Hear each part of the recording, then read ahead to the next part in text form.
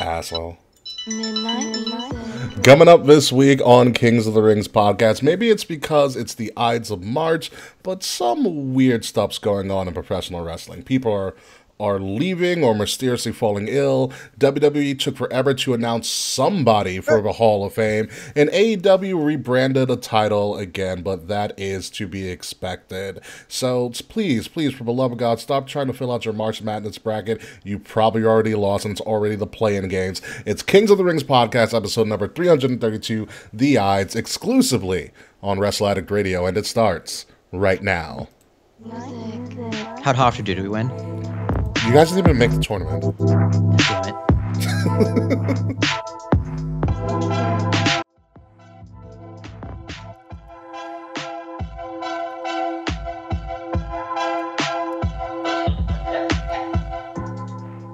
I mean, to also be fair, Towson didn't make the tournament either, but again, that is also to be expected. Ladies and gentlemen, welcome to Kings of the Rings podcast, episode number 332, The Ides, because it is March 15th. Beware of the Ides of March. I'm your host, whatever, be cultured. I like Shakespeare. I'm your host, King Ricky Rose, along with, of course, Willie T, who still, to my knowledge, still enjoys one thing and one thing only, and that is BJ's.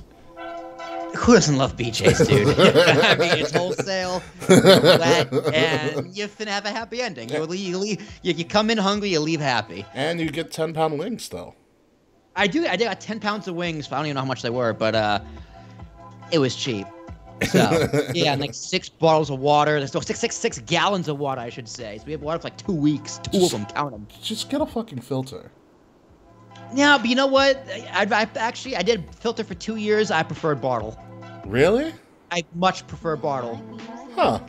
Yeah, I honestly, like, I don't mind filter. Like, I actually do enjoy filter. The tap water on Hoboken isn't bad when the pipes don't burst. But at least we're doing bottle, and it's just like, oh, I love this water so much more. Nothing against filter. Nothing against nice bird. I did it for 2 years. Yeah. I have a filter. It's freaking great. I also have a gallon jug, but I just carry around with me all the time, so I'm not really like going to use the faucet to fill up the pitcher only like once a day. And that's just to fill up my gallon jug. But anyway, folks, welcome to our show this week. There's a lot of interesting shit going on in the world of pro wrestling. We're going to try to tackle it all. Let's start out. Well, first off, before we get into any of that, if you like what you're seeing or listening to right now, please like, share, subscribe, leave us some 5-star reviews. It really helps us out. We have a lot of merch and some cool shit available for you. The links to all of that are in the description below. And if you happen to be listening and or watching on Spotify, because you also upload our video to Spotify as well, we do have some interesting polls and questions for you to answer for the show, which we will try to dive into during the show. But if not, again, the polls and the questions are below in Spotify as well. So moving forward, first, and Discord, baby. Join a Discord and watch some presidents play Mario Party. That's true, and Discord as well. Yes. So first and foremost, let's do a quick update on Roxanne Perez. The update is there really is no update. She stayed in the hospital overnight. They ran a lot of vital tests on her. All of them came back negative, meaning that they couldn't find anything wrong. But they cannot determine the reason for why she collapsed at all. This is from Shawn Michaels making a statement about it, and to having a doctor on the show as well, who apparently treated Roxanne Perez. And so we don't know if she's going to make stand and deliver at all. They're putting some things in place, like doing a bunch of qualifying matches to see if they have to determine a new women's champion. If this is a work, they're playing it really well, and they're keeping it really close knit. I don't think it's a work, to be honest. Yeah. Because this is weird, right? Like, say it's a work. All right, let's say it's a work. Okay. Yeah. What is the resolution to this story? I honestly don't know. She shows up at Stand and Delivered unannounced. Great. What a great push. Mm-hmm. Right? This is WrestleMania weekend, right? Yeah. She should be on TV being pushed, right? Yeah. She should be looking pretty good as a champion, unless she's going up against a monster heel. Yeah, right. But Miko Sotomura is not. Miko Sotomura just hits people really hard. Right. How is this like? How would she benefit from this being a work? It's hard. I don't know. I can't think of anything off the top of my head right now Right. That Which would makes benefit from. think it's real. Yeah, But I can't talk. the only thing that people are comparing it to is that this happened to Shawn Michaels back in '95. They pulled this same stunt. Yeah, I mean, Zarian thought it was a work. Matt Man thought it was like easily a work. I kind of dismissed it as a work off the bat. Yeah. So, and maybe, I mean, hey, that's fair. You know, Shawn Michaels has been pretty much running back his own hits. Yeah. Why is God damn? I need Ciampa to come back. And he's like, I lost my smile up on Raw. I lost it. It was gone. I was working with the fucking Miz. You know how awful that is. Like, Yeah. that's what we need next. I don't know. Is he gonna make a Sunny Days comment to like Ricochet? Ricochet's like fiance or whatever. Sam Irvin's amazing. They're engaged, right? Yes, they are. They're engaged. He engaged in her. He proposed her. Oh, he engaged in her. No. He is engaging her, right? My God, what an upgrade from Casey Catanzaro. Yeah, for real though, and she's really cute. Casey is. Yeah, I'm a she fan is. of Casey. She's She's so adorable. Oh, I just want to hug her. Amazing, great person to hang out with back in our 2000 days. But talk about an upgrade. Yeah. Yeah. She's a God damn. Yeah, Damn. He proposed to her. Like so smooth. Yeah, no, he proposed to her. I think in front of the Bellagio fountain in Vegas. Fucking lame. Really, Ricochet, you're rich and that's what you do? Well, he resides in Vegas now too. Have you ever listened to like his when he gets called to the ring?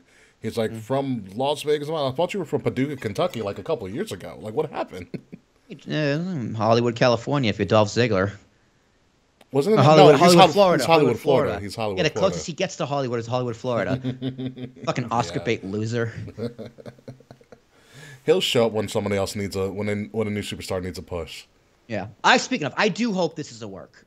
I hope it's a work too. Like, I want to be wrong on this one. I don't think it's a work, but I really, really hope it is because this kid's a baby. She's younger than me. She's what, 24? No, 21, dude. She's 21 years old. Yeah. Like, and we don't even know what it could be. They made her collapse. Like, they don't know if it was like a head, heart, anything like that. Just yeah, they said they ran all the major tests to test like heart, veins, all that stuff, and nothing. They couldn't find anything. Yeah, they would find it in the blood. They find everything in your blood. Yeah. Because they find all my things in my blood. Yeah. Like, oh, you have a Honda in your blood. Yeah. How'd that get in there? Yeah. So it's like I said. I hope the hell this will work. Because, like I said, they played it on NXT really close to the chest. So even the announcers, I forgot his name because Vic Joseph was like, Booker T, have you been in contact with Roxanne's parents? Because everybody like it's already well known Booker T trained Roxanne. Like she came out of Booker T stuff from his school. Yep. From his school. So it's whew. And like she hasn't posted anything. You know, there's not much really going on. So again, if this is a work, they got us. They got me. They got me too. Yeah. If this is the work, they got me hook, line, and sinker. Yeah, they got me. So we'll have updates on whenever there are anything to update on. But she got dismissed from the hospital. She's at home resting, and we'll see what happens. Again, only as of this recording, 17 days till WrestleMania, night 1. Wow. Yeah. It's heating up. Also, I guess we bitched enough, and it finally happened. Rey Mysterio's in the Hall of Fame. Thank God. Finally. Thank God. Took him long enough. Yeah, I mean, he's still wrestling, though. He is still wrestling. I mean, it's happened before. Sting got in. Who else was in the Hall and they wrestled? Ric Flair got in the night before. That's it. That's pretty much it. Well, Batista, I guess. No, actually, my fault. Sting Batista. retired during his Hall of Fame speech. Fucking bastard. Loser. Yeah. Loser. Yeah, but I mean... You know, I totally forgot Trish was retired. Trish is, like, on and off. Like, I forgot Charlotte technically retired her. I was like, oh, yeah. She's like, when she was on Raw the other day, she's like, I could be Retired real quick. She says that all the time, yeah. And I'm like, I'm perfectly fine with it. Trish still looks like she can go. She still looks like $1 million. Her TikTok is fucking hilarious. I heard Virgil's also in the Hall of Fame. Please no. Please no. That could just be a rib, though. I think that is a rib. It's a rib. But I can think of somebody who's more unanimously loved than Rey Mysterio throughout his entire career. Like, Vince McMahon. Duh. Yeah, right. Yeah, but no, Ray is the great choice. It's in California. He's billed from San Diego. Is there a Dom angle? Oh yeah, Dom already came out and bashed him twice. We'll I know, talk but about that. I mean during the speech. Oh, does Dom? Everybody wants Dom to pull like a Kanye on Taylor Swift. Dude, I mean, it would be a great work, and obviously Ray would okay it. I don't think Ray would have a problem with it. Yeah. But that would be so fucking wild, dude. Like Ray's gonna headline the Hall of Fame, giving his speech, and then somewhere in along the line, Dom just attacks him. Which would be weird because we've had real attacks at the Hall of Fame. Yeah, God, he wasn't even the one speaking either. Yeah. Yeah. So I don't know if they want to go that angle. I mean, I wouldn't be surprised because I mean Ray loves the business, but I would want Ray to have a moment to really reflect and talk about his career, which Yeah, I think like, is something that he I don't- deserves. I don't watch the Hall of Fame anymore because it's so goddamn long. But I agree. Yeah. I would not want that moment taken away from anybody. Yeah, especially somebody like even- Ray. Ray's been through a even- lot of shit. Even if it's your kid. Ray killed a guy in the ring. Not really, but the guy died while Ray was in the ring with him. Yeah. So yeah, I would totally want to give him his time to speak. I mean, if it was at the weigh-in, like when the confetti comes down, I think that'd be really cool. Would like Dom attacks him after. I think that's fine when you kill two birds with one stone. I mean, if you want the heat, like right when he opens his mouth, he goes, "Hello," boom. Yeah. He's not gonna say a word. Yeah, I mean, but also like I would want Ray to get this for just because look at all stuff he went through when Eddie died. You want to rumble in the title? What do you mean? I mean, Great. but like he still held all that weight. You know, all that emotional weight that he had to carry with him, and he still carries it with him for it's a little bit easier. But I think he would want that moment. I really hope AEW lets Vicky Guerrero show up because I feel like she would be a great person to, if not induct Ray, which I think would be really cool, but at least have her in the crowd. I hope Vicky's there. I hope Chavo's there. I do know too, last yeah. Week I like last week I buried Chavo pretty good. But I'm actually a fan of Chavo. Yeah. I met Chavo. He's a great guy. He's a great guy, yeah. I think I have his PayPal. I think it would be really interesting if Chavo inducted Ray too. I think that'd be Chavo would make sense. Yeah. Right? Eddie's nephew. Yeah. And Either I'm sure they're Chavo close. or Vicky. Like Yeah. I said, if Tony Khan doesn't be an asshole and allows Vicky to show up for the for the Hall of Fame, because I think that'd be cool. That would be cool. That'd be very That'd cool. be cool. I mean, there's somewhat of a working relationship. Well, she probably did it before she showed up at AEW, but Paige is getting an A&E biography this week. Oh, that was definitely filmed and recorded before. Before she, yeah. Yeah, 1,000%. That was recorded and edited like a year ago. Yeah, it's what is it? I think this week is Jerry the King Lawler and Paige. They're like, hey man, the marketing money was what he paid for. Might as well just fucking air it. Wow, Taekwon says, "Hear me out." Psychosis inducts Ray. Number one, Psychosis was amazing in WCW back in the day. I love Psychosis. Psychosis and La Parka were my shit. I mean, if Dean Malenko was like on his deathbed, I'd say Dean Malenko. No one wants to hear Dean speak. I would. I love Dean Malenko. He's a great mind, but he's a terrible speaker. Yeah, no, you're right. Terrible on the mic. He's a terrible speaker. I'd rather have fuck, I forgot his name. I'll figure it out. Yeah, Billy Kidman. Kidman could also be an option as well. Apparently, Prince Iakea? No, Billy Kidman. 7-year itch, Billy Kidman. You remember he changed the Shooting Star Press, named the Shooting Star Press like 5 different times in like 5 different years. It was in WCW. He changed it all the time. But apparently, from what I've heard, Kidman is hysterical when he's calling a match. I bet. When he's in like the ear of like the rappers, apparently he's fucking hysterical. Isn't he married to Stacy Keibler? Is that Kidman? That's not Kidman, no. I don't think that's Kidman. If he is, upgrade for Kidman. Good for him. Yeah, who married one of those like 04 divas who was like the hardest, like a Stacy Keibler or someone, and she just married like a ditz. No, like Keibler was how? Keibler was dating Clooney for a minute. God damn. Yeah. I mean, have you seen Stacy Keibler? Tory. Yeah, he was a Tory. Oh, Tory Wilson. Tory's married to Kidman? Yeah. Huh. Yeah, roll tide on that one, right? You're like, how'd that happen? Very nice. Good Come on, show. 8 inches. Hey-o. All right. What about Batista? Batista's single. No, I mean, I know Batista was like gonna fuck Dana Brooke for a hot second. I meant to induct Rey Mysterio. I can see about that's fine. That's fine. I can see about. They were tag champs. Yeah. Also, we're 2 for 2 on our predictions for last week at the Hall of Fame because just announced today on WWE's The Bump by Ric Flair himself. Woo! The Great Muta is now the second member of the 2023 class of the WWE Hall of Fame. Again, another well-deserved person. He is a Congratulations! He is an absolute legend of wrestling. He never stepped foot in WWE, but he's one of those people who he was so big that he didn't have to, and everybody respects him. Yeah, it's a legend. He's a legend. Yeah. He's an absolute legend. You know, he's been everywhere except WWE. Yeah, he was actually part of NWO Japan.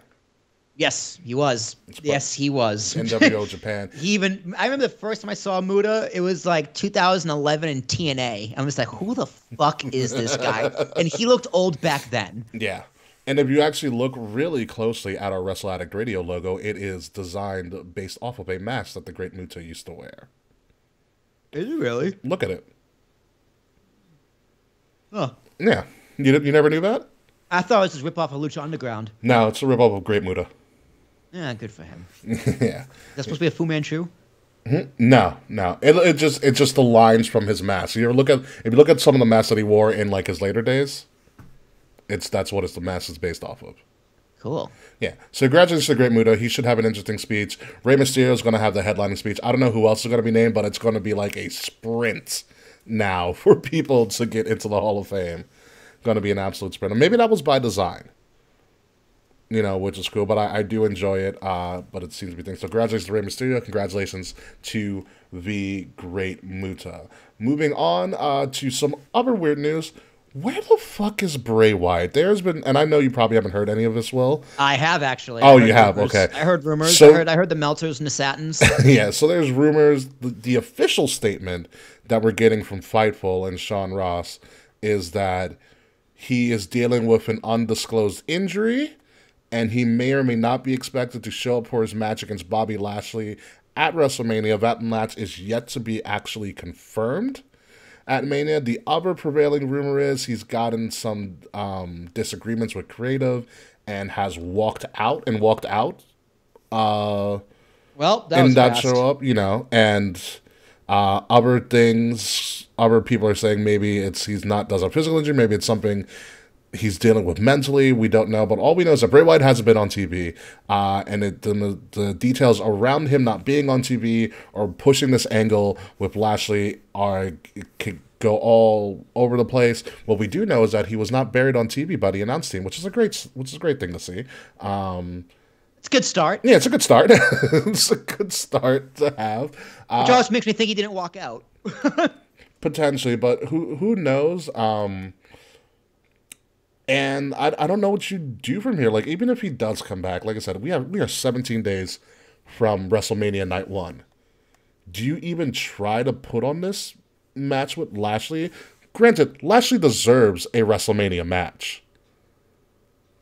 Yeah, dude, Yeah. get your fucking ass in the ring. Like, what's the problem now?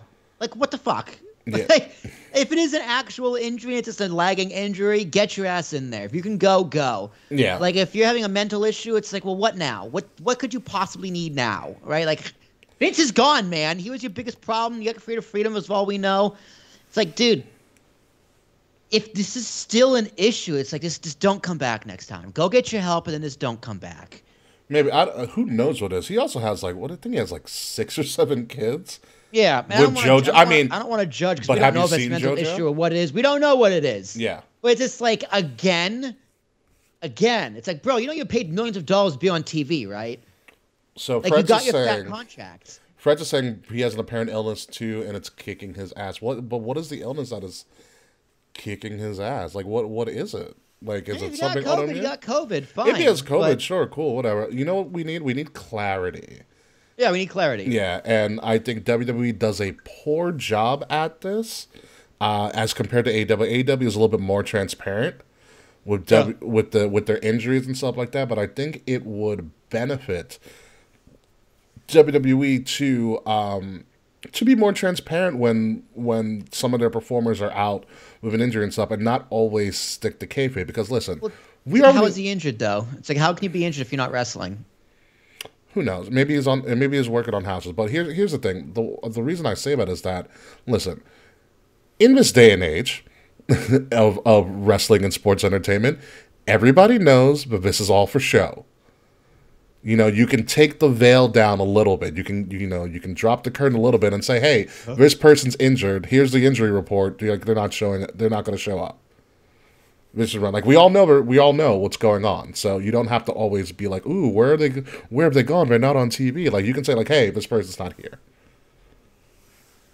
You know, that's kind of my thoughts on it. Just say it. Like you don't have to say like you don't have to like, if it's something like Riddle, who's clearly doing like drug rehab because he's violating the policy, I would be a little bit wary about what you disclose. I'd PR that up. Yeah, you PR that up. But if you can't just be like, injury, "Hey, we're just not gonna tell you." I mean, I guess you can, right? Who the fuck? I mean, you can't. You right? don't have to. Yeah. Talking on a podcast. Yeah. But yeah. It's weird, though, because if I'm Bobby Lashley, I'm like, dude, I was in a fucking program with Brock Lesnar, and now what? Like, are you fucking kidding me? I'd be backstage at cracking skulls. Yeah, because and I think it's me and Will's both opinion, they stopped Lashley and Brock way too early. That should have gone to Mania. It should have gone to Mania. Like, we're going to talk about the Hell in a Cell in a little bit, but I would have preferred them in a Hell in a Cell, to be honest, even though Edge and Balor's the way better match. Oh, yeah. We are going to talk about that. But I do think Brock and Bobby should have been at Lesnar, but they're saving it for a main event, probably at King and Queen of the Ring, which is whatever. That's fine. Fine. Ooh, WrestleMania has a good alternative. Bobby versus LA Knight. I'd actually like to see that. I'd like to see. Honestly, I want that more than Bray. I am so fucking over Bray Wyatt. Like, I don't care who the fuck Uncle Howdy is. It's Bo Dallas. I don't care about your silly promo packages and the Muscle Man dance and the just saying weird things for the sake of saying weird things that don't actually mean anything or tell a story. Mm-hmm. It's like, dude, just what is it now? Like, what is it now? I honestly don't know. I couldn't tell you. So we'll see. We'll keep an eye on this Bray thing, but who knows what's going to happen? I feel really bad. I really feel really bad for Bobby. You know what sucks too? Because Bray got an amazing moment at Raw 30 with the Undertaker. Yeah, I guess, sure. I mean, everybody wants to do a segment with Taker, and Bray got that segment with Taker. And what are you doing with that? Yeah, he got American Badass. He's just like, hey. Well, the Undertaker's we're never getting mythical. I know. Undertaker He's never getting it again. So yeah. Like, the American Badass passed the torch to Bray Wyatt. What if Bray Wyatt just came out in like a tricycle? Like they set up the Firefly Funhouse and he comes out in a trike. I mean, that would be great. Undertaker would be pissed, but that'd be great. He's like, here's the torch guy. It's like a little birthday candle. Listen, that's a great Bray. I love when Bray's just like ironically funny Bray Wyatt. I like when Bray Wyatt's actually doing something that makes sense. Yeah, the thing what we've gotten since Bray returned is that we didn't get a payoff. We don't have a payoff. That's the issue. And Bliss isn't going to be back for a while too. Yeah, what's up with her? I think she's just taking time off. I think she's just taking time off. She's just like, hey man, I don't want to do this fucking story again and ruin my career again. I'm just gonna take some time off until Bray Wyatt just implodes. I think it's a matter of they were gonna. I don't know. I have no credible source or information on this. It's just me kind of just thinking off the top of my head. I think she was going to be tied into the Bray story, which would have made sense if they were building some sort of demonic family, which would have been cool. Could have been cool, sure. Yeah, could have been cool. But the fact that there is a stall in creative and now you're kind of just walking in limbo, I could see Bliss being like, okay, I see where this is going. The women's division doesn't really need me right now. You don't have a women's mid-card title for me to even fight for or even to pass my time. Let me take some time off, and when you guys figure it out, call me. She's like, I'm newly married. I could use some 8 inches of my own. Exactly. You know, it's called a day. And and if that is the route she took, I don't blame her. I would do that. I would take that same route. Like, I'm out. Dude, get me the fuck out. I don't care if I miss WrestleMania payday. My husband's rich. He's a weirdo too. He's a little weirdo, but whatever, it works for them. He's a little pop star singing guy. He's a small little man. Blue Lives Matter taker.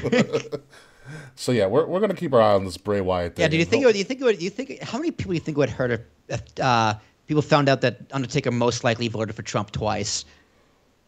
I thought it was plainly obvious that he leaned that way. It is, but like it's not like known. You know what I mean? Like, what if he just came out and said it? Have you like, seen... like how much do you think it would hurt the internet? He's like, yeah, I voted for him twice, like casually. Like, he's not coming out as blue. He's not coming out as MAGA. He's not like at a rally or anything. He's casually sitting like at a Hot Ones interview. Yeah, I voted for him twice. And then like takes a bite of a massively spicy like wing. Yeah. Like, how hurt would the internet be? There'd be a good section of the internet that'd be hurt. But for us, I'd be like, what did you? But like, what did you expect? Have you? Yeah, right. He's a gunslinger from Texas. Like, have you seen the property in his documentary? Like, that screams. He's got to vote for Trump. Yeah, he probably loves Ted Cruz too. Ew. Oh Ted Cruz. Oh goodness. All right, let's move on to something not so mysterious. Daniel Bryan, or Bryan Danielson, whichever you want to call him, because they're pretty much the same person, cut a little bit of a promo last week on AEW after his match to MJF, which he lost in overtime in an Iron Man match, which people are lauding as one of the best matches in AEW history. People it was okay, in my opinion. Yeah, so people that name Daniel Bryan was on the floor, clearly in shambles after his match with MJF. Hair down and everything, saying that he was so ashamed that he tapped out the MJF and that maybe it's time for him to quote-unquote go home. So, and then he walked off camera. And he means he's going back to WWE. Could you imagine? So my question to you is, well, is Daniel Bryan officially done? And is this the beginning of Daniel Bryan's swan song? That's a great question. I think he has one more WWE run in him, but I don't know what he's under contract for. But I don't see him backing out of a contract. I see him being a man of his word because that's just his track record.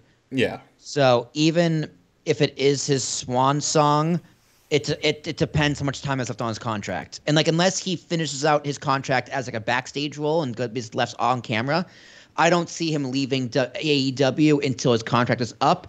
And if that's the end of his career, I would be pretty shocked. I think he has one more small run in WWE. I would agree. I think he has one more small run in Jericho too, by the way. Yeah, I mean, we're looking at AEW is going on what, year four at this point now, right? Yeah, it will be 2019. Yeah, year 4. Those contracts are coming to a close. A lot of those original contracts are winding down now. So there's a lot of negotiations that are going. Yeah, I've been Tony Khan's. It's like, I need more cocaine for this. There's a lot of those contracts that are going to be up for renewal or not up for renewal. And I agree with you with he probably has another run. Him and Jericho. I think Jericho should at least do one more run before he goes into the WWE Hall of Fame. The same with Daniel Bryan or Bryan Danielson. You know, I think they both deserve a little bit of a swan song. Edge is getting. Edge will not be around next year. You don't think so? You think Edge is almost done? I think Edge is almost done too. Yeah. I think Edge is almost done. Edge is already in the Hall of Fame because we never thought he was going to come back. Yeah. Edge just got lucky. But I think Bryan Danielson, probably has one more go before him and Chris Jericho too, before we go into the Hall of Fame. Well, I think it all comes down to Edge's list, right? The list of people he wants to work with. Yeah. You know, he worked with AJ, right? Yes, he did. Because that was WrestleMania last year, and then which was a shitty ending because that led to the Form of Judgment Day, which he got kicked out of in like a month. Yeah, that is what happens. Because he had creative differences, and he was like, "Fuck it, I'm out." that is what happens. Mm-hmm. So like, it depends who else is on his list. Of people he'd want to work with in the company, and on that list, is he holding out for Christian to come back and do Edge and Christian one more time? Edge and Christian would be dope. I think if they used to the Edge and Christian show on Raw like every few weeks, yeah, and like and it's had a feud with like the Usos or something. I think that'd be really cool. Have you ever did you ever watch when the network first came out? Edge and Christian's show that totally reeks of awesomeness. Yeah, that's what I was talking about, the Edge and Christian show. Oh yeah, that show was so funny. It was really remember they had Tommy Dreamer in like in the like interrogation with a light bulb it's on a string. Like Edge and Christian are so good at sketch comedy. It's really amazing. They have great chemistry. I mean, they're best friends, so Yeah. they have really good chemistry together, really good timing. I wouldn't mind seeing one more Edge and Christian run. Yeah. Yeah. I could have them win the titles one more time, but I don't know what's up with Christian's contract. He's done with Jungle Boy. Finally. Yeah. So, I mean, it's again up to Edge, up to Dan O'Brien. If they want to wrestle, someone will have them wrestle. Is this the end? You know, we never know until they tell us. But I don't see Dan O'Brien leaving before his contract ends. Yeah, I don't know. Brian's a man of his word. He will always, finish out his contract. Gotta respect the man. Yeah, that's for damn sure. He's one of those, yeah. Brian will always finish out his contract, and he'll leave on good terms, which is good. But I think he might be on the way out because also, guess what happened? The Bella twins, Brie Bella, who's married to Daniel Bryan. I did hear about this. I was just like, wait, who cares? The Bella twins apparently are officially leaving WWE because apparently, they are probably under a Legends contract. Yeah. So they are officially leaving WWE. They are no longer going to go by the Bella twins. They are now going to be known as the Garcia twins. Garcia is one of their last names. It's like Garcia Colas or something like that. It's like a hyphenated last name, where their maiden names, because they are both married now. But they're going to go by the Garcia twins. And from a PR standpoint, I don't know if that's a good idea. Yeah, talk about betting on yourself, ladies. Like, good luck. Good luck. You still have Rant. He'll buy anything you guys do, I'm sure. Yeah. But yeah, like it's like when like Elon bought Twitter and everyone announced they were leaving Twitter and it was just like cool, just don't let the door hit you on the way out. Yeah. It's kind of like that. It's like, why are you announcing you're leaving? Just leave, right? Well, I guess they were trying to make a statement out of it from a PR standpoint, but yeah, because they're like, hey, pay attention to us. And people are just like, I didn't even know you were still at the company. Yeah, it surprised me too. I was like, I get the Legends contract, but like, it wouldn't kill. Because like, I don't know, the Bella twins sound so much better than the Garcia twins. I get they want to like own their names and stuff like that, but the Bella twins got them really far for a lot of stuff. Yeah, dude, the Bella twins need WWE. Like, I really do think they need WWE. Like, and at least Nikki could have just rolled off John Cena. Can't do that anymore. No, she married her partner from Dancing with the Stars, Artem, and had a baby with them too. Maybe, well, that might get you a little bit of fame, a little bit something. But I mean, I think they have a brand. Like, unless, well, let me be clear. They have a bit of a brand. I think a lot of the brand was being assisted. I mean, they did some stuff in Rome, but a lot of their stuff was with the help of WWE. I feel like. Right, but if they have those partnerships set up, and when it comes to media, I think their time in media is probably done. Okay. Right? But like, if they have a brand, like like Rihanna had her clothing brand. She also has a very successful makeup line too. Fenty. That's what I mean. So if the Bella twins have these brands already set up in their name, they can just probably be more famous and make more money off camera and off the public eye, and more like, hey, we just run this brand now. We're running these companies. We're running these businesses. Okay, Yeah. that makes sense. Yeah, and then I could see them being good at that. Yeah, right? I mean, they have some stuff. If it's out. already established, I'm Yeah. sure. I mean, they're rich. I'm sure an accountant was just like, hey, here's what could happen. Here's what your money looks like. And then again, rich people were really stupid and they run banks into the ground. So what the fuck do I know? Yeah, so I mean, good luck to them. I'm gonna miss calling them the Bella Twins. I'm probably gonna still call them the Bella Twins. I'm still calling them the Bella Twins. Yeah. So but this also leads me to think that maybe Daniel Bryan or Bryan Danielson is on his way out as well. You know. Well, Bella Twins have no heat with AEW. They have heat with WWE. I'm not saying that there's heat because reasons. I'm not saying that there's heat. I'm just saying, like, if Bree's trying to leave, like, the wrestling world, what's stopping Bryan from leaving the wrestling world besides his own damn stubbornness? Well, it didn't work the first time. That's true. So that's very true.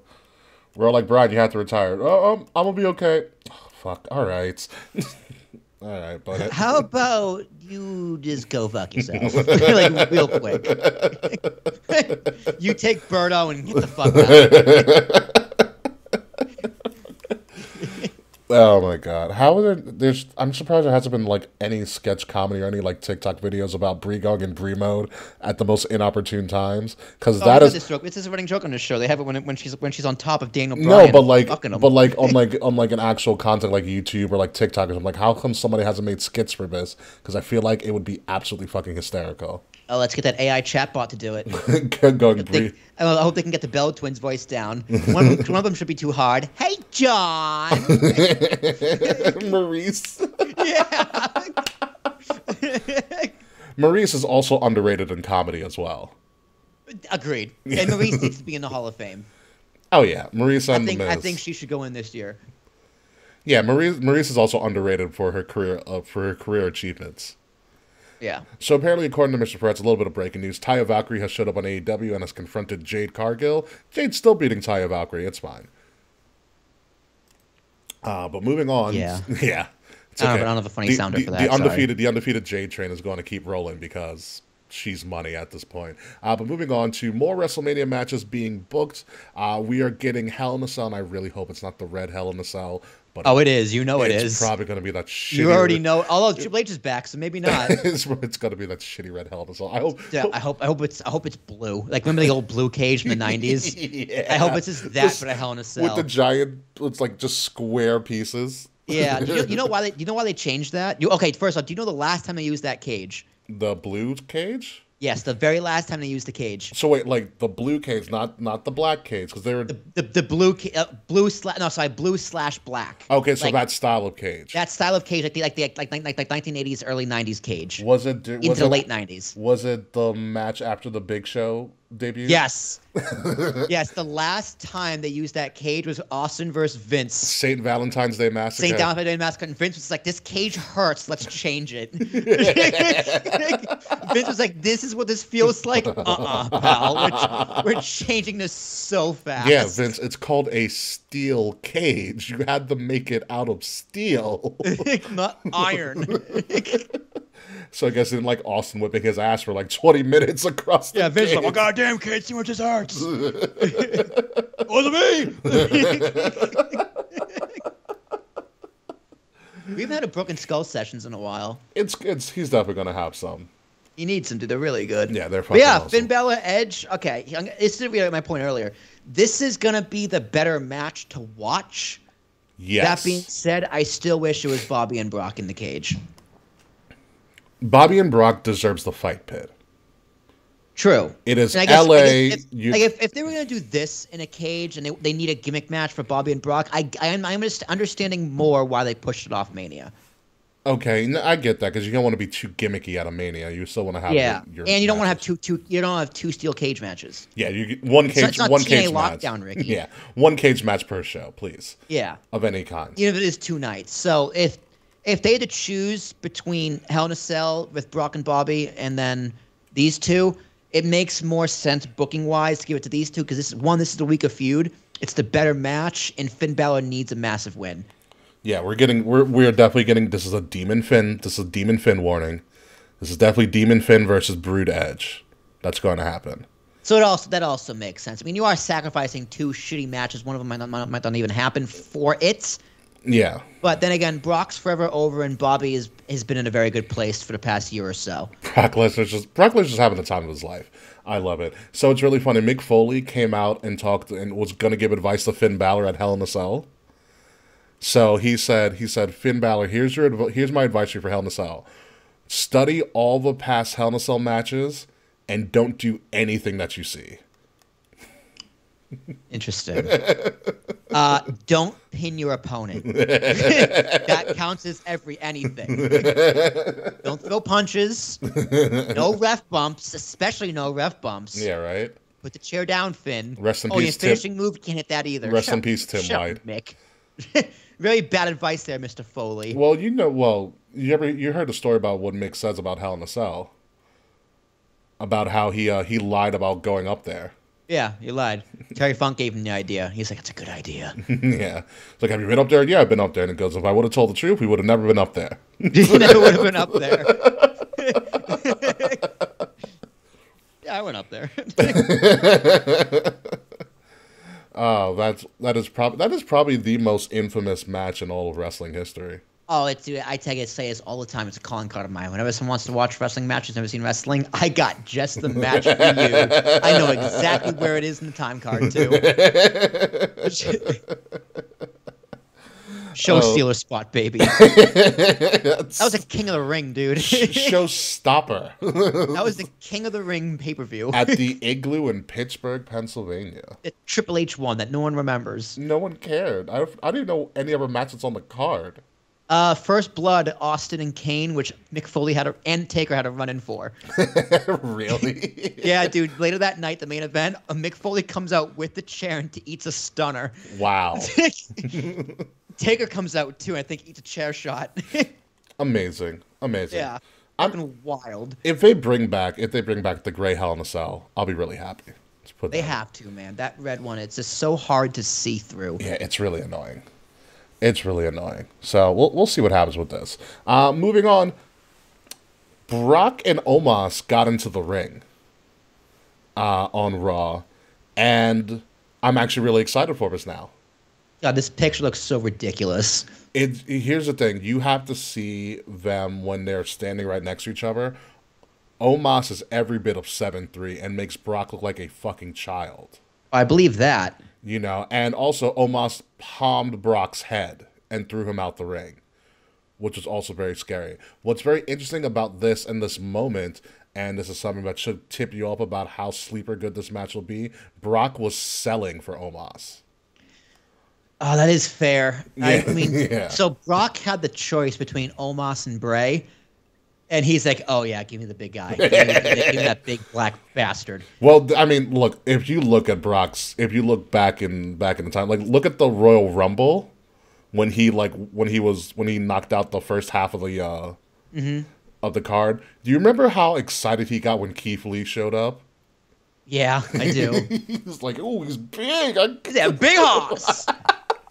I mean, to Yeah. your point though, I actually do agree with you. That's a very good point. Yeah. It is a sleeper match because if Brock wants to make this match good, he'll make it good. And Brock will help make this guy. And the fact that Brock is selling for him during this little segment means that Brock, I think, believes in this match, which is a great sign. I think Brock buries the fuck out of him though. Really? Yeah. It doesn't. I don't know. I think Brock wins. Why have almost win? I think Brock wins, but barely. I think that's how they both win. I mean, Brock is still going into a match with Bobby Lashley, so give him the W. And Omos hasn't won a match of relevance since. This is one of those things where I think Omos wins in a loss if he can just seem formidable to Brock, and this whole match is going to really depend on this whole match is really going to depend on how well Brock sells. Because if Brock sells, it becomes a really, really interesting match. Like, for instance, look when Brock went up against AJ Styles. And and AJ Styles was already a made man in all of pro wrestling. But that match was unbelievable based on solely the fact that Brock was selling his ass off. Brock made you believe. Yeah, Brock made you believe. When AJ hit that calf crusher on Brock, I was like, holy shit, he's gonna make Brock tap out. I was totally sold. And the phenomenal forearm right into the F5. Yeah. I mean, like, oh yeah, I forgot. It's Brock fucking Lesnar. I just want Brock to hit an RKO. That's all I just want to see. I just want Brock Lesnar to hit an RKO on someone just once. Just out of nowhere. Have their head pop off. Or have like confetti pop out of her head like a Halo headshot. Yes. Yes. Headshot. Double. Yeah, no, that'd be amazing. So I'm interested in this now after looking at that segment. Moving on, Dominic has said some shit to Ray since getting into the Hall of Fame. He's like, you don't deserve it. You're a deadbeat. Dom had a great privileged rich kid line. He's like, you got me a Mercedes Benz for my birthday. It wasn't even he goes, you didn't get me a Beamer. It wasn't even the M3. You fucking asshole. Yeah, people at home are like, what the fuck is he talking about? What is an M3? Yeah, he said on SmackDown, I should have been born Eddie's kid. Well, he was. He just doesn't know it yet. Yeah, right? Like, we had a match over it. So, yeah, and this is every time Ray has come out, because Ray came out on Raw, Ray came out on SmackDown, obviously to get some of his acknowledgement for being the Hall of Fame headliner, and Dom always interrupts him before Ray can get a word out. I love it. And the best part of it is, Ray will not hit his own flesh and blood, which is very Undertaker and Kane vibes, but he has yet to lay a hand on Dominic. When is this match get announced? It's got to be within the next 2 weeks. So, like, Dom's got to bring out his sister or his mother, right, and start smacking one of them around. Or Angie will beat smack his one of them ass. around. I think it's gonna be Aaliyah. I'm gonna feed her the priest. Oh my god! If he just goes, Dad, I'm gonna send that bitch to communion. I think we'd all get it. Yeah, I think this leads, which would not be a surprise to anybody at this point in time in my thing. I think Dom has already challenged Ray to WrestleMania. Ray has said no. Something's got to change, and I think Dom challenges Ray, and Ray puts his career on the line, which could be a surprise Ray retirement match. It could be. I was thinking that too, but like, how do you get there? How do you get from Ray going, I don't want this match, to I'm gonna put my career on the line? I think you said you got to get the family involved. I think he has to make some sort of threat to either Angie, his wife, or Unless Aaliyah, it's Loser Leaves Town. Loser Leaves Town could also work. Because like Ray would be like, because like what's in it for Ray to put his career on the line, if not Dom's career? I like Loser Leaves. I think Loser Leaves Town makes more sense. I think Loser Leaves would be good. Because therefore Ray can lose. He loses in front of essentially his hometown. As close as it can be. He gets retired by his son, which is poetic. That sounds like the perfect way to go out. Yeah. Yeah, that sounds perfectly fine to me. He passes the torch to Dom. Dom's already doing great work, which surprises the hell out of me every single day. He hasn't wrestled, though. That's the only thing. He wrestled on Raw. Oh, that's good for him. Yeah. But listen, it's not even a matter of he's wrestling. He's got his character down right now. Character is down, but sometimes you get the character down and then the bell rings. Or if in Bray Wyatt's case, the bell doesn't get the ring. Yeah, but I think the fact that the match against his father is going to be a showcase of what he can do. I can only imagine the amount of times these guys have got into the ring with no cameras around and just went did some crazy shit. Probably. So, again, this is going to be another great match. This match should happen on Sunday. Do not do this on Saturday. Dude, make it co-main. Fuck it. It's either co-main or show stealer. Well, does the Hall of Fame class come out the first night, second night, or both? Both. They did both. In that case, I guess Ray's entrance is just going to be from the Hall of Fame. He comes out in his gear. Mm-hmm. That'd be cool. Yeah. So yeah, it had to be night two. I think Ray deserves it night two. Dom attacks him when he's on the stage. There you go. Oh. Yeah. Yes. There you go. You know what they gotta do? They gotta do the dart off the big LEDs like Kevin Nash did. It depends on how that stage is set up, because again, one of the biggest things is what is the WrestleMania stage going to look like, and they got a lot to play with in that stadium. They do. They got a lot to play with in that stadium. It's going to be very exciting to see that stage design. Moving on. All right, so who do you got here? This is actually going to be one of our questions and/or our polls on our show in Spotify if you check it out. So it was a fatal five-way for the IC title, and Drew and Sheamus got the victory simultaneously. God damn it! And so this is just to waste time, clearly, because you got to lead up to this, and so. There is going to be a singles match, Drew versus Sheamus on SmackDown. The winner faces Gunther at WrestleMania. Who do you want to win to face Gunther at WrestleMania? I don't know, but I'll tell you who loses. I think it's going to be a triple threat, by the way. But I'll tell you who loses right now. It's Gunther. You think so? Your official saying it's going to be a triple threat at Mania? Yes, but Gunther is not involved in his own feud at WrestleMania. He's just not the focus right now. It's like, dude, we're 2 weeks out, and like, what's Gunther doing? So in the segment after this double victory, I was like, fucking Christ, guys. Gunther shows up to Adam Pearce's faux office and is like, listen, I need a competitor. He's like, I know English is my first language, but I need a competitor. Do you see that? No plural. Competitor for WrestleMania. I need a storyline. Give me a storyline. I am not involved in this Drew McIntyre Sheamus storyline. So, I mean, in my opinion, after what the fuck we saw at Clash at the Castle, you better give us the fucking Sheamus. I agree, but then what does Drew do? Drew goes up against Bobby again. I don't fucking know. You know what I mean? Like, you both of these guys deserve to be on the card. Just make it a triple threat. That's what I would do. I think it makes the most sense. I don't want the triple threat because I was under the notion, especially what you said last week, that Gunther deserves a singles match.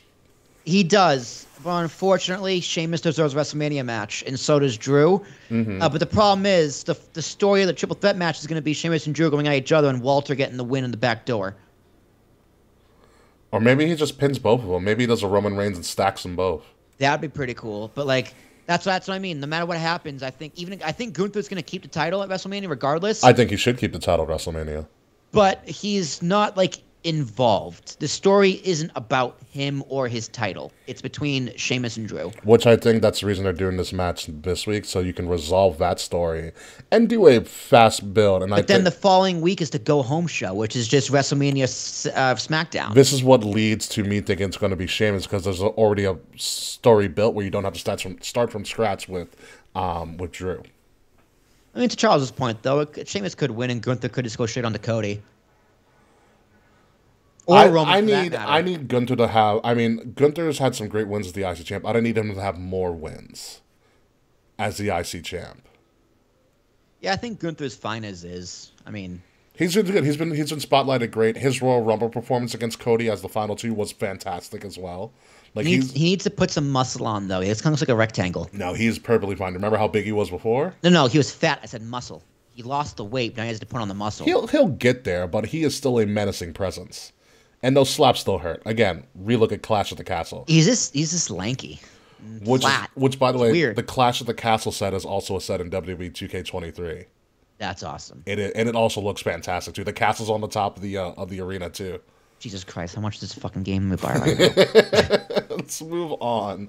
Let's move on to some AEW news. And just got announced before we went live on air. Forbidden Door's back, Will, and it's not in Chicago. No, that's a plus. It's in Toronto. It's in Toronto.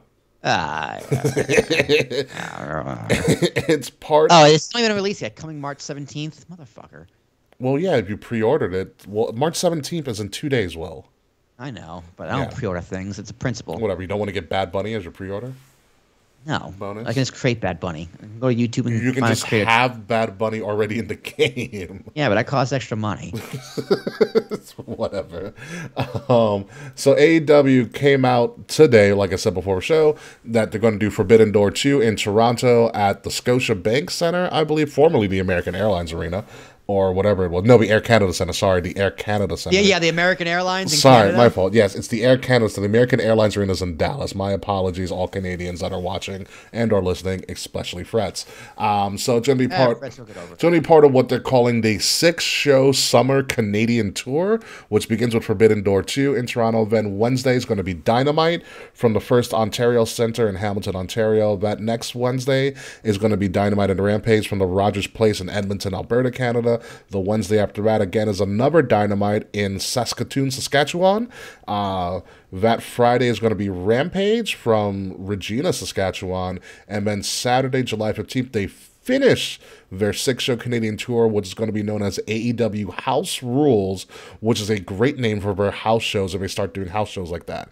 AEW House Rules, which is going to be live in the Saddle Dome as part of Canada's iconic annual cultural event, which I did not know this was a thing, called Canadian Stampede in Calgary, Alberta, Canada. So apparently Canadian Stampede is not just only an in-your-house, it's an actual thing in Canada.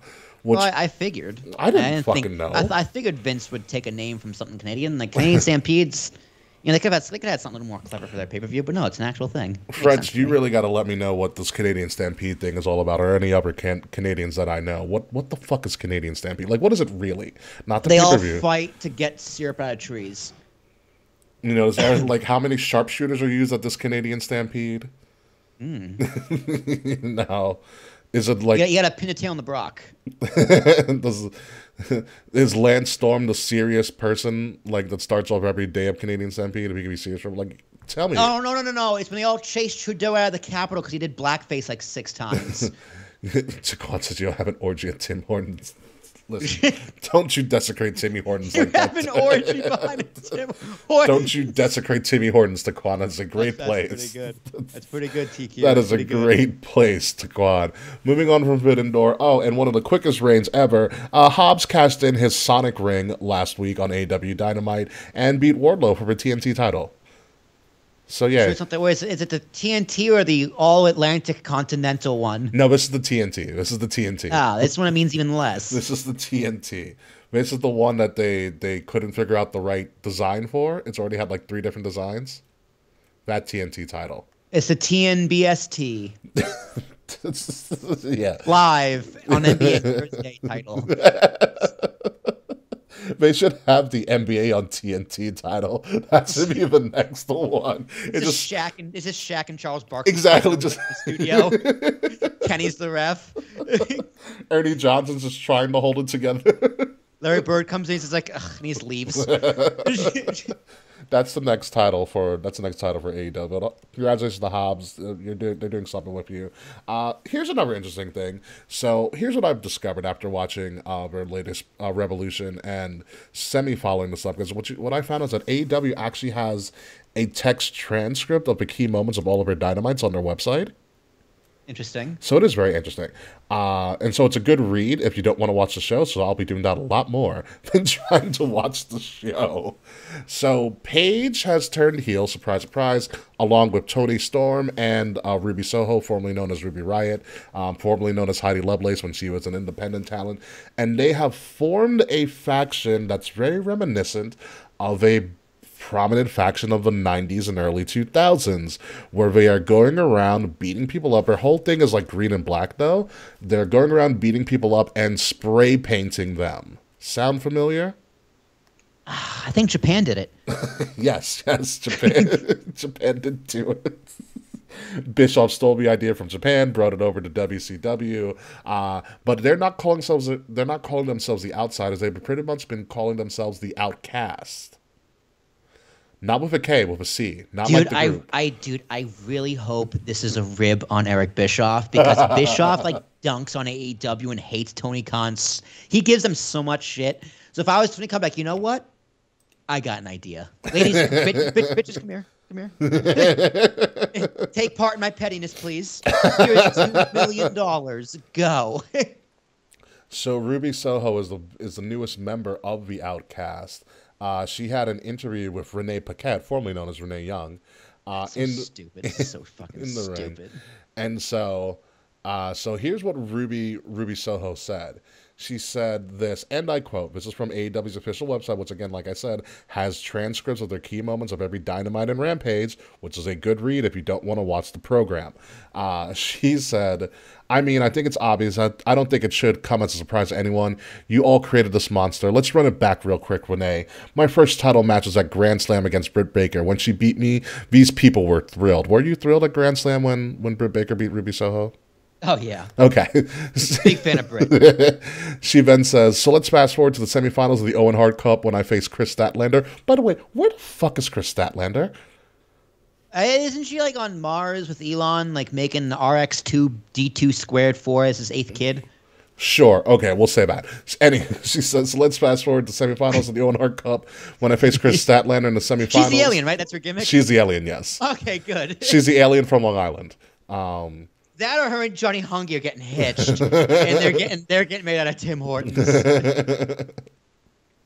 She goes, when I faced Chris Statlander in the semifinals and I was booed out of the ring, then I was booed against Jamie Hayter, which everybody's going to boo you. It's Jamie Hayter. You can't hate Jamie Hayter. No one in AEW was ever going to appreciate me. That was pretty obvious from the start, Ruby. But I'm the only one, because I'm not the only one. Toni Storm came here and she wasn't appreciated. And everyone begs Saraya to come out of retirement, and she goes, and all you fat mouth breathing trolls came at her at a moment's notice. That's what we do.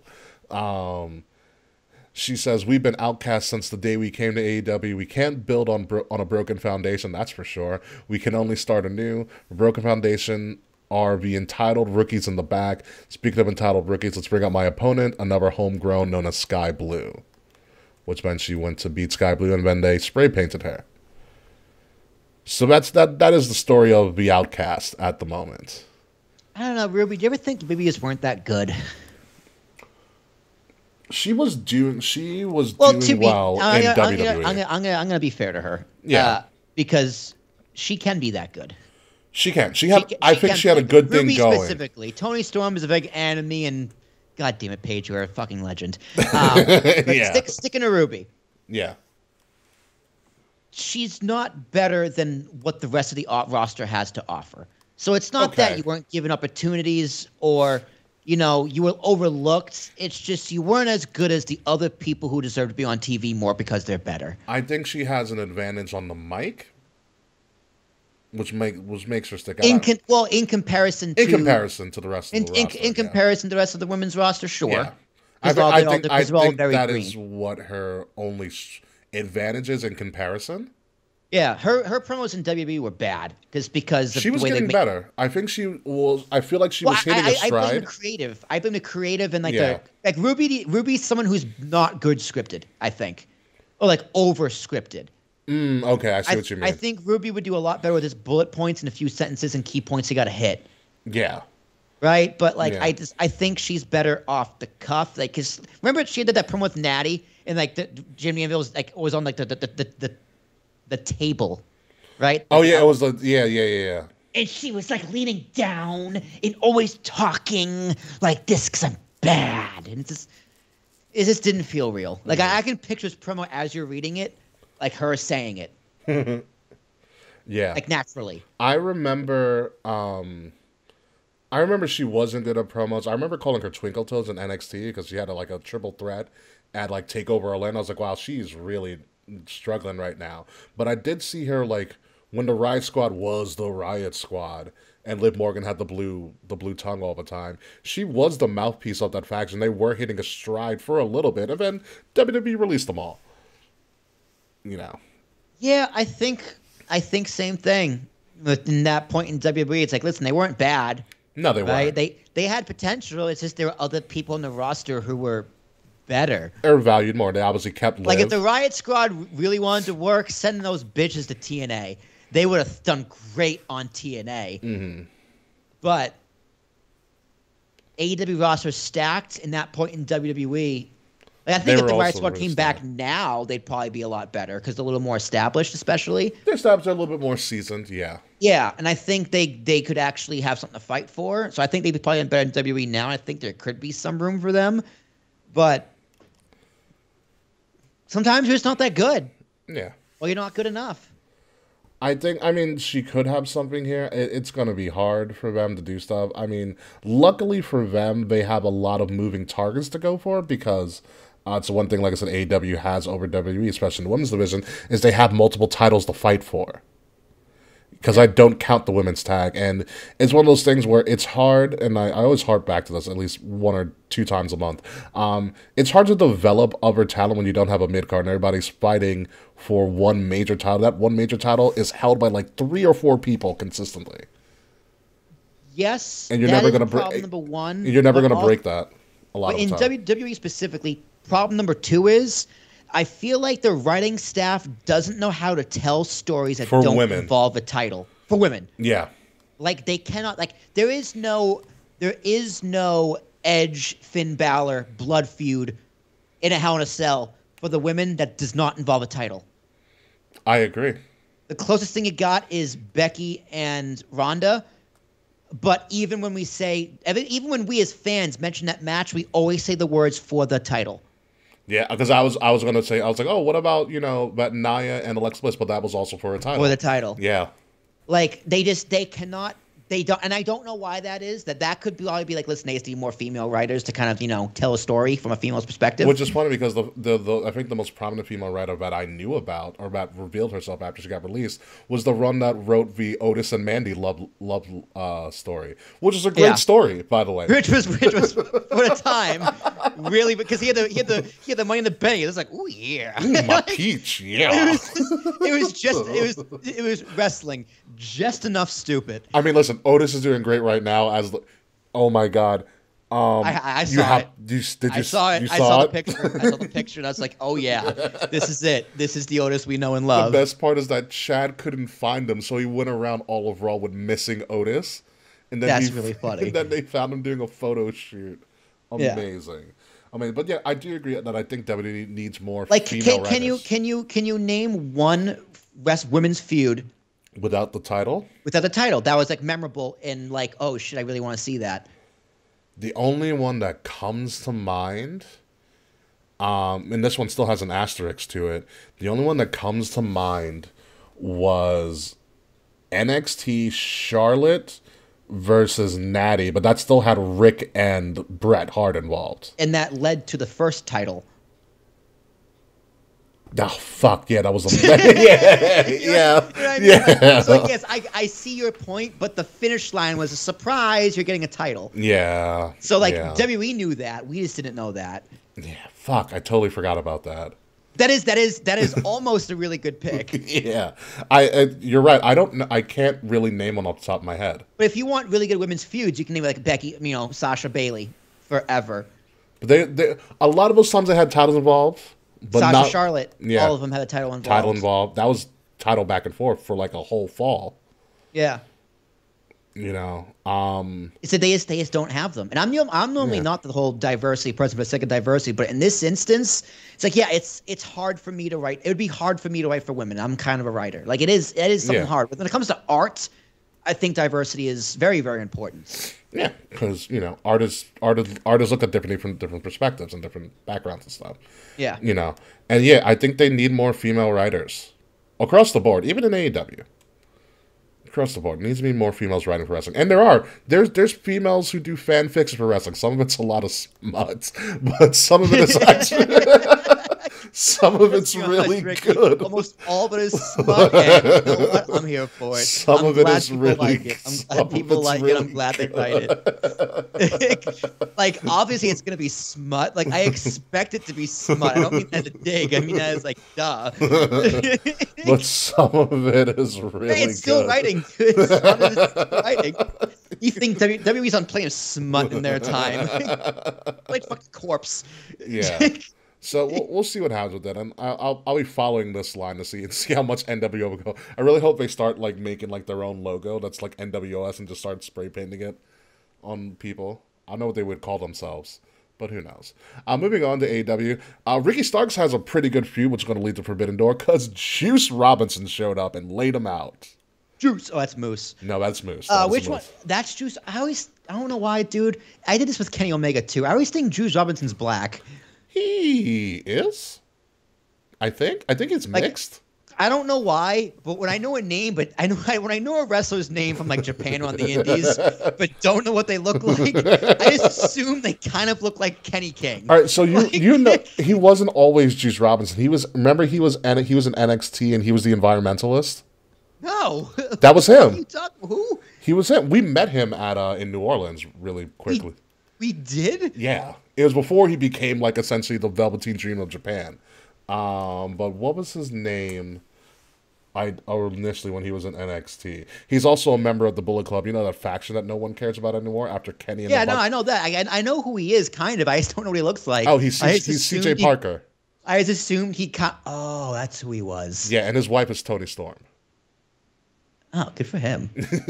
Yeah, they got married last year. But yeah, it's Yeah. CJ Parker. Okay. Yeah, CJ Parker, he reinvented himself after getting released from NXT, went on to become Juice Robinson, the Velveteen Dream of Japan, essentially.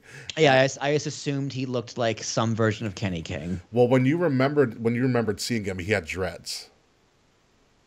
Yeah, no, when you say CJ Parker, I remember the dreads. Yeah, he had dreads. Yeah. So now I think he's a mixed kid. I totally believe he's a mixed kid. But he's a member of Bullet Club because that's apparently still a thing, even though Bullet Club is dead. But he is still a prominent name on the indies, and with Forbidden Door coming up, this is a perfect thing for Ricky Starks. Ricky Starks is a fucking star. I'll put it that way. He is a fucking star. I'm sold on Ricky Starks. So I really am. I mean, William Regal's right for trying to chase him down wherever he went. So it is fucking great. Juice Robinson, motherfucker. Yeah. His name's Juice. Come on, give me a break here. Listen. Isn't there a guy in the Jets named Juice? No, there's not. No. There's nobody on the Jets named Juice. Yeah, there's no one on the Jets named Juice. Isn't it the first pick last year? Was it Sandwich or something? He had like a nickname. Yeah, it's like not Juice. Juice. It's not Juice. It's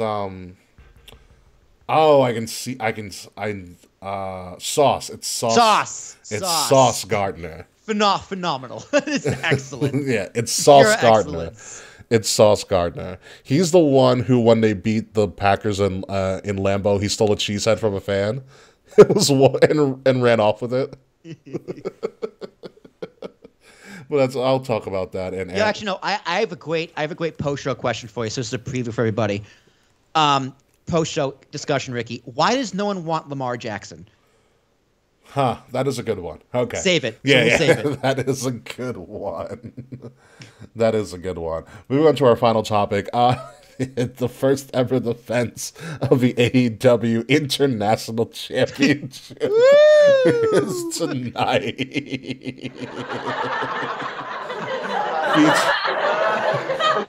And it featured current All-Atlantic champion Orange Cassidy. This is bullshit, man! Versus Jeff Jarrett. I hate everything about this graphic. Like, why are the American flags there? There's more than one. America's not even a continent. Oh my god! What's this title called? It's the international title because, as Tony Khan international title. As Tony Khan said, said, they only have one country mentioned in the graphic. Yeah, and if you look behind, I think they changed the flags on the international title, but as Tony Khan said, they're leveling up the All-Atlantic Championship. Well, I wonder why, Tony. Maybe because it was a dumb fucking name. And they were booing Rey Mysterio. Who boos Rey Mysterio? Oh my god. So apparently Orange Cassidy won at the time of this recording, and he beat Jeff Jarrett. Thank God. Talk about juice. It's the Orange Punch! It's true. I forgot his finish is the Orange Punch. First of all, they should have called it the Baja Blast. That's the first mistake. The Orange Punch is better. Baja. There's no orange in Baja. I know, but still, it would have been hilarious. You know what Orange Cassidy would have said to that? So, that's it. Issue over. Yeah, I mean, you got to do something with this title because Orange Cassidy's not doing anything but just holding this literally like a fucking backpack. I still want his T-shirt of him on his own T-shirt. That is a great T-shirt he had on the Indies. It's such a great T-shirt. I gotta go find it. I'm gonna go find it. That is a great Orange Cassidy T-shirt. But the international title is now a thing. The rest in peace, the All-Atlantic Championship. In a couple of months, this will change. So what is going to be? Here's my question to end up the show. What is going to be the new name of the International Championship in 3 months' time? Oh, the Continental Champion. The Outer Continental. The Outer Continental Champion. No, the Outer. O-U-T-E-R. The Outer The Outer Continental. I'm going to go with the Denny's Continental Championship. The Denny's Continental Championship. Yeah. Cocaine Stain. The Cocaine Stain title. The con. Call it The Khan. The Khan. The Wrath of Khan, dude. The Wrath of Khan. The Khan Championship. Oh my god. Here's a shit. It's such a waste of a nice looking title too. Like AEW really did figure out like their designs for their titles, and they look fantastic. There's just too many of them. The Orange Cassidy yearbook photo shirt is also pretty funny. Is it really? It's just him with his shades in a yearbook photo with his denim jacket in black and white. It really is. It's like, do I really want to wear the shirt with some dude on my chest? Like, it's kind of weird. The answer is absolutely yes, you do. But it's a phenomenal shirt. It's such a good shirt. The answer is yes, you do. So the AEW International title, which will soon become, they should just call it like, I don't even know. It should come up with a new title name every 3 months, just to keep people guessing. Oh no! It should be a running shtick. It absolutely should not. Listen, this is a better named title than the titles after television stations. Okay, let's just put it that way. It's definitely an upgrade. They upgraded the wrong title. Yeah. Like, my God, if they called themselves the TNT Champions, but they're no longer on TNT. It's just so fucking funny. So fucking funny. But the AEW South American title. Good one, Frets. I love it. The South American title, and still have the flag of Japan on it for no fucking reason.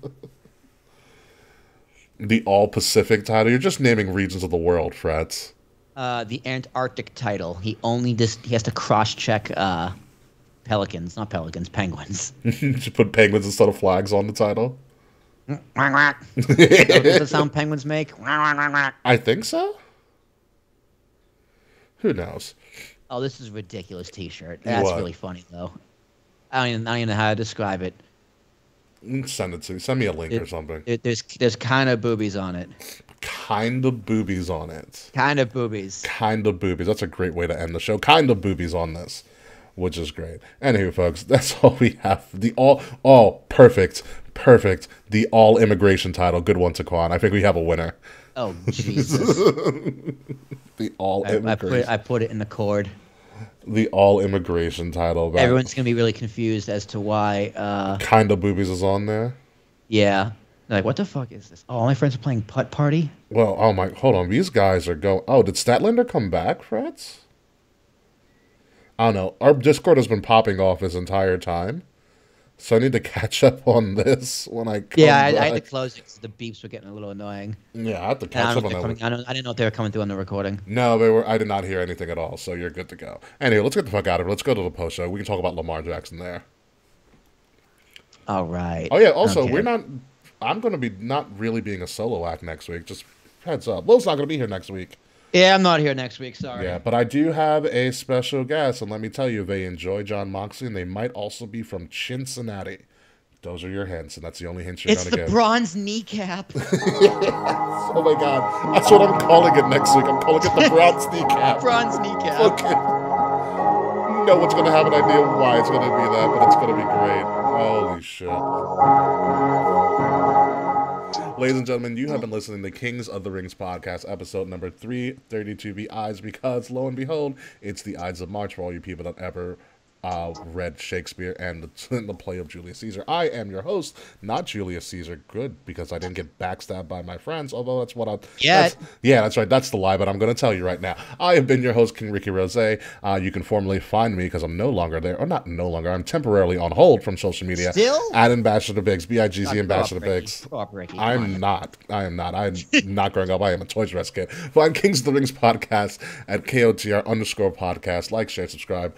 Across all social media outlets. If you're listening to us, please make sure you're listening to us by subscribing to Wrestle Addict Radio, the cure for the common wrestling podcast, and follow Wrestle Addict Radio at addict_wrestle on Twitter and Wrestle Addict Radio everywhere else on social media. Links to all of our stuff are in the description below, and if you're listening to us on Spotify, please make sure to interact with our polls and our questions for all of our episodes. Will Tarashak, who's going to be taking a break finally from the show next week. How are you?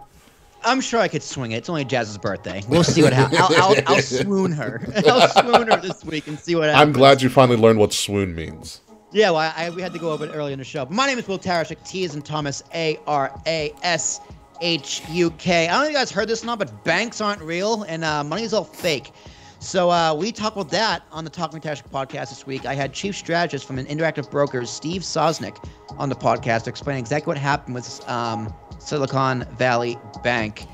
And a lot of the response is going to be interesting and a lot of uncharted waters. So that's going to be fun. Yeah. Yay! Enjoy all that. Yay, oh, and also, money. I crossed 100,000 views on YouTube, so that's pretty cool. Yeah, Thank you, nice, everybody. Nice. We cross 5,000 downloads the other week, which is good for us. Yay, good for us. We're getting somewhere. Oh my God, Charles just wins. AEW's new title will be called the Snick Championship. And on that note, folks, we are gonna get out of here. Wait, I don't get it. Snick? Oh my God, you are so young. Anywho, we are gonna get out of here. I'll explain to Will what Snick is on the post show as he takes a little bit of a vacation. But I'll be back next week with a very special guest host from Cincinnati. So until then, goodbye, good night. I will see you next week. Will won't. And hey, you want to talk about 8 inches? Hey, yo, hey, yo. Yeah, and fuck you, Slack.